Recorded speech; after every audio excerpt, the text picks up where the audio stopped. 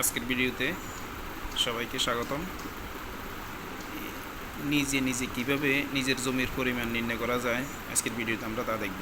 জমির পরিমাণ নির্ণয় দেখেন, আজকের এই আমাদের এখানে এই দৈর্ঘ্য আছে 60 ফুট, একটা জমির মনে করেন প্রস্থ আছে 40 ফুট। তাইলে জমিটার এই দৈর্ঘ্য, যেহেতু আমাদের জমিটা আয়তাকার, তাইলে দৈর্ঘ্য গুণ প্রস্থ 40 গুণ 60, তাইলে 2400 বর্গফুট। তাহলে জমির পরিমাণ নির্ণয় মোট ক্ষেত্রফলকে 435.6 দ্বারা ভাগ করলে, কারণ আমরা জানি 1% সমান 435.6 বর্গফুট। 1% সমান 435.6 বর্গফুট। তাইলে আমরা এই জমির পরিমাণটা অতি সহজে নির্ণয় করতে পারবো। তাইলে দৈর্ঘ্য প্রস্থ গুণ করে, যেহেতু এই জমিটা আয়তকার, তবে একটা সত্য কথা কি, এরকম জমি খুব রেয়ারে হয়, মানে দৈর্ঘ্য প্রস্থর দিকে মানে এত সুন্দর জমি খুব কমে হয়, মাপে সব ব্যতিক্রমীগুলো হয় আর কি। আমাদের মূল বিষয় হচ্ছে যে 1% সমান 435.6 বর্গফুট। তাইলে ক্ষেত্রফলকে 435.6 বর্গফুট 6 দ্বারা ভাগ করলেই আমরা জমির পরিমাণ পেয়ে যাবো। এখানে 2400 বর্গফুট, 2400 বর্গফুটকে 435.6 দ্বারা ভাগ করলে বের হয়েছে 5.50%, অর্থাৎ 5.5%। দৈর্ঘ্য ও প্রস্থের উভয় দিকের পার্থক্য থাকলে আমাদের এই জমিটার দৈর্ঘ্য একদিকে 80 ফুট, আর আমাদের এদিকে এই জমিটার দৈর্ঘ্য একদিকে 80 ফুট, প্রস্থ এই দৈর্ঘ্য আরেক দিকে 76 ফুট। তাইলে আমাদেরকে গড় দৈর্ঘ্য বাইর করতে হবে। গড় দৈর্ঘ্য সমান দুইটি দৈর্ঘ্যের যোগফল 80 যোগ 76 ভাগ 2, তাইলে এই 78 ফুট। তাই এবার প্রস্থ একদিকে 40 ফুট, একদিকে 42 ফুট। তাইলে এই গড় প্রস্থ সমান 40 যোগ 42 ভাগ 2, তাইলে গড় প্রস্থ পাইল 41 ফুট। তাহলে জমিটির ক্ষেত্রফল এই 78 গুণ 41, 3198 বর্গফুট। জমির পরিমাণটা হইল 3198 ভাগ 435.6 ভাগ দিলে আমাদের এখানে জমির পরিমাণ 7.34%। এই ক্ষেত্রে একটা জিনিস বিশেষভাবে লক্ষণীয় বিষয় হলো, বিশেষভাবে মনে রাখতে হবে, দুটি দৈর্ঘ্যের বা দুটি প্রস্থের ব্যবধান 5% বেশি হলে এই সূত্র দিয়ে জমির পরিমাণ নির্ণয় করা যাবে না। আমাদের এখানে দৈর্ঘ্য আছে একদিকে 80 ফুট, একদিকে 76 ফুট। প্রস্থ আছে একদিকে 40 ফুট, একদিকে 42 ফুট।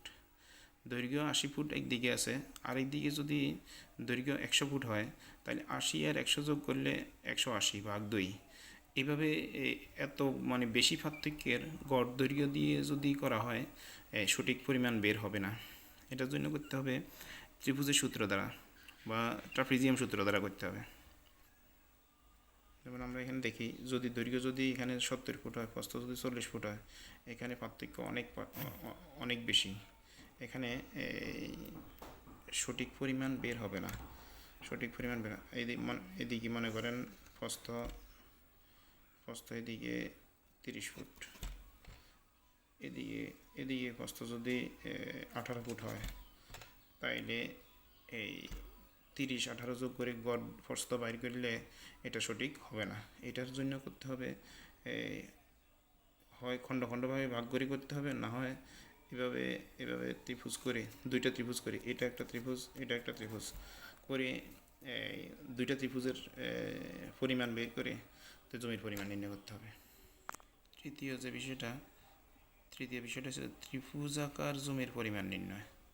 ত্রিভুজাকার জমির পরিমাণ নির্ণয়, আমাদের এখানে একটা জমি, ক্ষেত্রে একটা ত্রিভুজাকার জমি, একদিকে 30 ফুট, একদিকে 40 ফুট, একদিকে 50 ফুট। ত্রিভুজাকার জমির ক্ষেত্রফল পরিমাণ নির্ণয়ের ক্ষেত্রে আমরা বিষমবাহু ত্রিভুজের ক্ষেত্রফলের সূত্র ফলো করতে হবে। আমরা তো ত্রিভুজের তো বহু রকমের ক্ষেত্রফল আছে, সমবাহু ত্রিভুজের ক্ষেত্রফল আছে, সমদ্বিবাহু ত্রিভুজের ক্ষেত্রফলের সূত্র আছে, সমকোণী ত্রিভুজের ক্ষেত্রফলের সূত্র আছে। কিন্তু এই সূত্র দ্বারা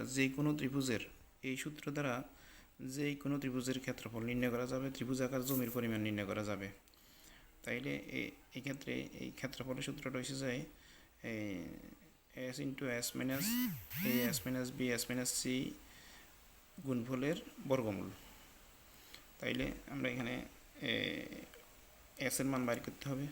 এস এর মানটা হচ্ছে যে অর্ধপরিসীমা হচ্ছে কত, এই বাহু তিনটি যোগফলের অর্ধেক।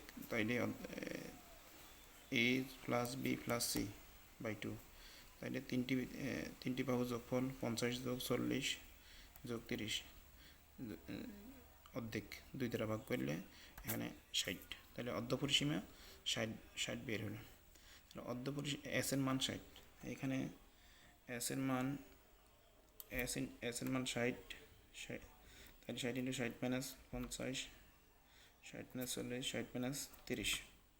তাইলে 60, 50 থেকে 40 10, 50 থেকে 40 বিয়োগ 20, 50 থেকে 30 বিয়োগ 30। অর্থাৎ এখানে গুণফলটা এসে যায় 3,60,000 বর্গফুট। এটা বর্গমূল করলে রুট ওভার করলে 600 বর্গফুট। জমির পরিমাণ এসে যায় 600 বর্গফুটকে আমরা 435.6 দ্বারা ভাগ করলে 1.38%। কিন্তু এই ক্ষেত্রে একটা জিনিস খেয়াল করতে হবে,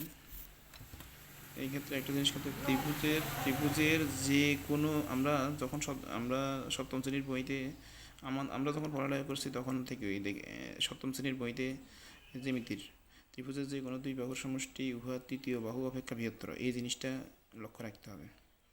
ত্রিভুজের যে কোনো দুই বাহুর সমষ্টি উহা তৃতীয় বাহু অপেক্ষা বৃহত্তর, এই জিনিসটা কেন লক্ষ্য রাখতে হবে? ত্রিভুজের যে কোনো দুই বাহুর সমষ্টি ও তৃতীয় বাহু, এটা একটু আমরা পাশে দেখি।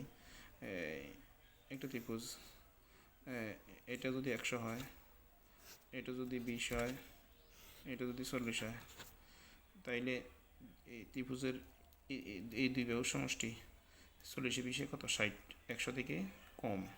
অর্থাৎ এই দুই বাহুর সমষ্টি ত্রিভুজের যে কোনো দুই বাহুর সমষ্টি তৃতীয় যেটা অবশিষ্ট থাকে ওইটা অপেক্ষা সমষ্টিটা বেশি হবে, বৃহত্তর হবে। না হয় এটা এই সূত্র দ্বারা হবে না, ত্রিভুজের সূত্র দ্বারা হবে না।